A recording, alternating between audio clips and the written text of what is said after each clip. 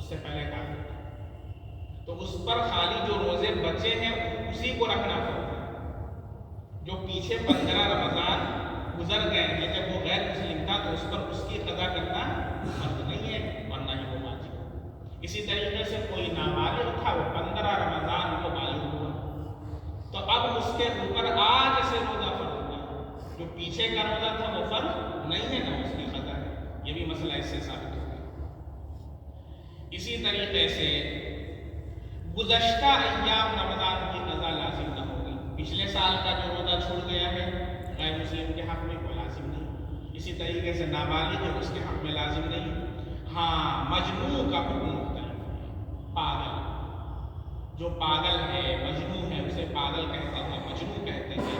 اگر مجنون مسلمان ہے اور بالغ ہے، اور بالغ ہونے کے اعتبار سے جو ذاتی صلاحیت رکھتا ہے، وہ رمضان کے کسی حصے میں ہوش میں آ جائے، کوئی پاگل ہے اور وہ 15 رمضان کو ہوش میں آ جائے، اسے سب سمجھ میں آنے لگے، اب اس کا حکم یہ ہے کہ وہ پچھلے رمضان پچھلے روزوں کی بھی قضا کرے گا، صرف اس سال کے۔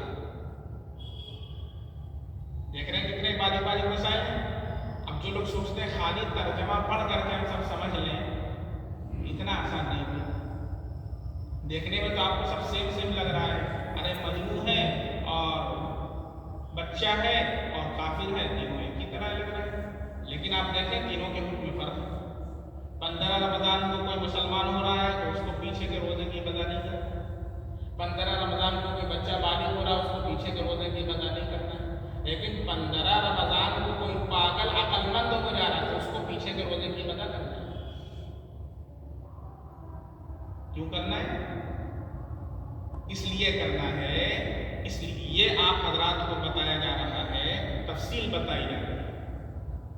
رمضان کے کسی حصے میں ہوش میں آ جائے تو گزشتہ ایام رمضان کی قضا بھی اس پر لازم ہو جائے گی۔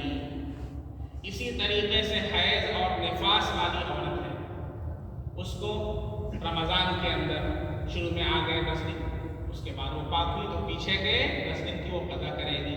نفاس والی عورت ہے تو وہ پیچھے کے ایام کی قضا کرے گی۔ اسی طریقے سے مریض ہے، وہ تندرست ہو گئے 15 دن کے بعد تو پیچھے کے روزے کی کیا کرے گا؟ قضا کرے گا۔ مسافر ہے، مقیم ہو جائے تو گزشتہ ایام کی قضا کر لے گا۔ ماہ رمضان کا پالن، اب اس طرح سمجھ لیں، ماہ رمضان جو پالے اس پر 3 شرطوں کے ساتھ روزہ رکھنا فرض ہے۔ مختصر طور ماہ رمضان کو جو پالے اس پر 3 شرطوں کے ساتھ روزہ رکھنا فرض ہے۔ پہلی شرط، خود اس نے چاند دیکھا۔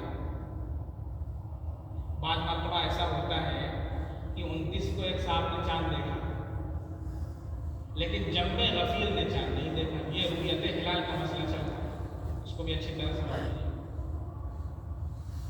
جم غفیر نے چاند نہیں دیکھا، جم غفیر کا مطلب سمجھتے ہیں؟ کثیر، ایک آدمی نے دیکھا، کسی دوسرے نے دیکھا، دوسرے نے دیکھا، تو جس نے چاند دیکھا ہے اس کو یقین ہے، اس کے لیے روزہ رکھنا فرض ہے۔ لیکن عام لوگوں کا حکم نہیں، عام لوگ نہیں روزہ رکھیں، اب اس کے لیے دوسرے دن افطار کرنا ہے کیونکہ اس نے چاند دیکھا، لیکن عام لوگوں کا یہ حکم نہیں ہے۔ عام لوگ کیا کریں گے؟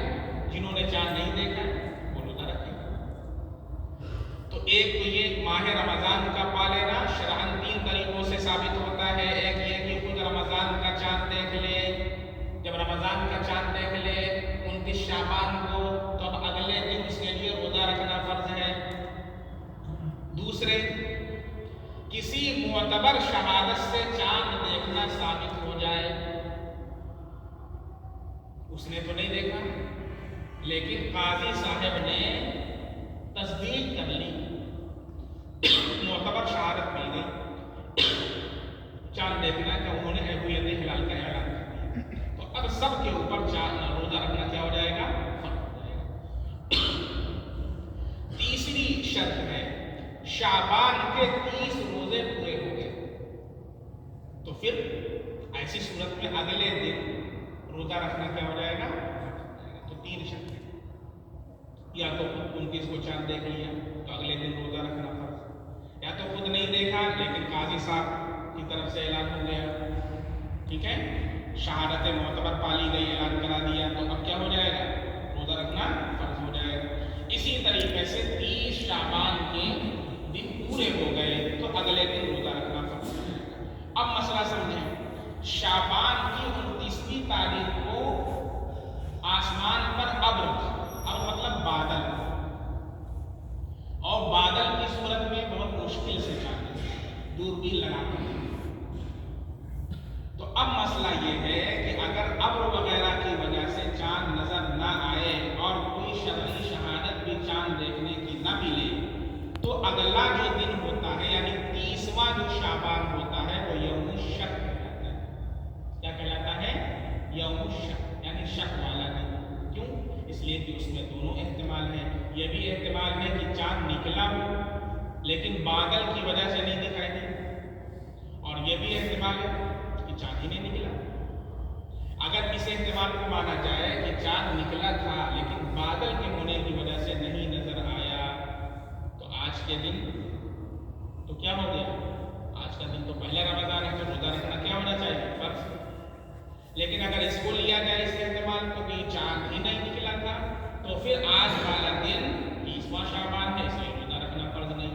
تو چونکہ اس میں شک واقع ہو گیا، اس لیے اسے کیا کہتے ہیں؟ یوم الشک۔ اب اس کا حکم سن لیجیے کیا کرنا کیا ہے۔ اچھا، اس کے اندر بھی مسئلہ الگ ہے، عوام کے لیے الگ ہے، خواص کے لیے الگ۔ جو مسئلہ جاننے والا اس کے لیے الگ حکم ہے، جو مسئلہ نہ جاننے والا اس کے لیے الگ۔ تو باہر کا مسئلہ چل رہا تھا کہ 29ویں شعبان کی تاریخ کی شام کو اگر ابر وغیرہ ہو، بادل وغیرہ ہو، اور اس کی وجہ سے چاند نظر نہ آئے اور نہ ہی کوئی شرعی شہادت چاند دیکھنے کی پہنچے، تو اس صورت میں 30واں شعبان، 30ویں شعبان کی جو تاریخ ہے وہ یوم الشک ہے، اور شک والا دن جو ہے اس میں دونوں احتمال ہوتا ہے جو آپ کو بتا دیا گیا، اس وجہ سے وہ یوم الشک ہے۔ اس دن عوام کے لیے روزہ رکھنا واجب نہیں بلکہ مکروہ ہے۔ عوام کے جب نہ تو چاند نظر آیا نہ چاند کی تصدیق ہوئی ہے، اب ایسی صورت میں عوام کے لیے مسئلہ یہ ہے کہ 30ویں شعبان کو اگر روزہ رکھیں گے تو گنہگار، مکروہ ہے، تحریم، حرام کے لیے۔ بات سمجھ میں آ رہی ہے؟ خواص کا مسئلہ اس لیے یہاں پر نہیں بتائیں گے کہ بہت باریک ہے اور ہر بندے کو سمجھ میں نہیں آئے گا، اور جا کر کے لوگوں سے کہہ دیں کہ مفتی صاحب نے یہ بتایا۔ بات سمجھ میں آ رہی ہے؟ اس لیے خواص والا مسئلہ جو ہے عوام کا مسئلہ بتا دیا کہ 30ویں شعبان کو اگر 29ویں شعبان کی شام کو ابر ہو اور جس کی وجہ سے چاند نظر نہ آئے، نہ قاضی صاحب کے ذریعے چاند کی تصدیق ہو، تو عوام کے لیے 30ویں شعبان کو روزہ رکھنا مکروہ تحریمی ہے، حرام ہے۔ اگر رکھیں گے تو بولے گا، اس لیے نہیں رکھنا۔ بات سمجھ میں آ گئی؟ یہاں تک بات ہے۔ اب یہاں پر ایک اخیر مسئلہ بتاتے ہیں